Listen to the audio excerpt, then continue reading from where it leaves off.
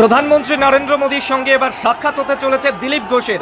এক সময়ের দাপুটে নেতা দিলীপ ঘোষ বর্তমানে কোণঠাসা হয়ে পড়েছেন দলের অন্দরেই, এমনটাই বিভিন্ন সময় গুঞ্জন শোনা যায়। আর সেখান থেকে এবার দিলীপ ঘোষ সরাসরি প্রধানমন্ত্রী নরেন্দ্র মোদীর সঙ্গে সাক্ষাৎ করতে চলেছেন। সেখানেই হতে চলেছে কথাবার্তা।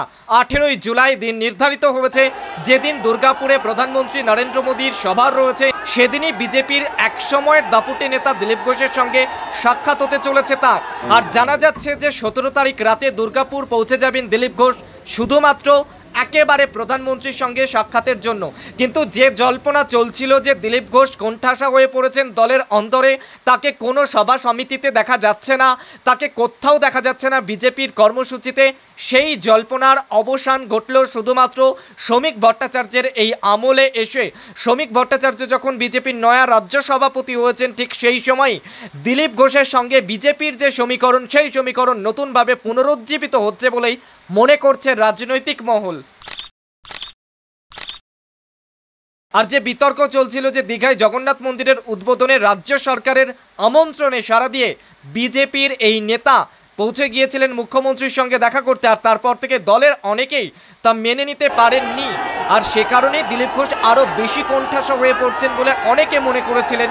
কিন্তু সেখানে এবার যেন বিজেপির সঙ্গে দূরত্ব ঘুরছিল তার। বিজেপির প্রাক্তন সভাপতি সরাসরি প্রধানমন্ত্রীর সঙ্গে দেখা করছেন, কথা বলবেন বলেই জানা যাচ্ছে। আর সহ্য নয়, এবার সরাসরি পথে নামছে তৃণমূল কংগ্রেস। নেতৃত্বে থাকছেন মুখ্যমন্ত্রী মমতা বন্দ্যোপাধ্যায়। যেদিন প্রধানমন্ত্রী রাজ্যে একেবারে সভা করতে আসছেন, তার ঠিক একদিন আগে রাজ্যের মুখ্যমন্ত্রী মমতা বন্দ্যোপাধ্যায় রাজপথে নামছেন। গর্জে উঠবেন তিনি, প্রতিবাদ করবেন। যেভাবে বাংলার বিভিন্ন শ্রমিককে বাইরের রাজ্যে হেনস্থা করা হচ্ছে, যেভাবে বাংলার শ্রমিকেরা বিভিন্ন সময় অত্যাচারিত হয়ে বাংলায় ফিরছে, তার প্রতিবাদে কার্যত রাজপথ এবার সরব হবে। রাজপথে নামছেন বাংলার মুখ্যমন্ত্রী, গর্জে উঠবেন তিনি, রাজপথ থেকে আওয়াজ তুলবেন। প্রধানমন্ত্রীর জনসভা ঠিক একদিন আগেই স্কোয়ার থেকে ডোরিনা ক্রসিং একটি মিছিল, প্রতিবাদ মিছিল হবে, যার নেতৃত্বে থাকবেন আমাদের নেত্রী মমতা বন্দ্যোপাধ্যায়।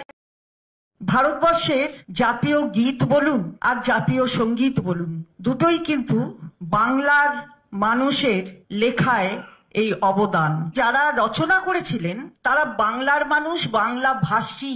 বাংলা বললেই ধরো ওকে, পুড়ে দাও জেলে, থাকুক ডিটেনশন ক্যাম্পে, না হলে ডিপোর্ট করে দাও, অন্য রাষ্ট্রে পাঠিয়ে দেওয়া হোক, উচ্ছেদ করতে হবে ওদের। তুমি বাঙালি যদি হয়ে থাকো তাহলে তুমি ভারতবাসী নও। বাংলার অস্মিতাকে অপমান করা, এটা কোন দেশ, কোন সরকার রয়েছে কেন্দ্রে, আর এই রাজ্যগুলি অপরাধমূলক কাজ করছে, তাদের মদত দিচ্ছে কেন্দ্রের সরকার। আমার সচিত্র পরিচয় পত্র আছে, দেখাচ্ছেন তারা। চলবে না, চলবে না, তুমি বাংলা বলো, তাই তোমাকে উচ্ছেদ করতে হবে এখান থেকে। আগামী 16ই জুলাই বেলা 1টায় কলেজ স্কোয়ার থেকে ডোরিনা ক্রসিং একটি মিছিল, প্রতিবাদ মিছিল হবে, যার নেতৃত্বে থাকবেন আমাদের নেত্রী মমতা বন্দ্যোপাধ্যায়।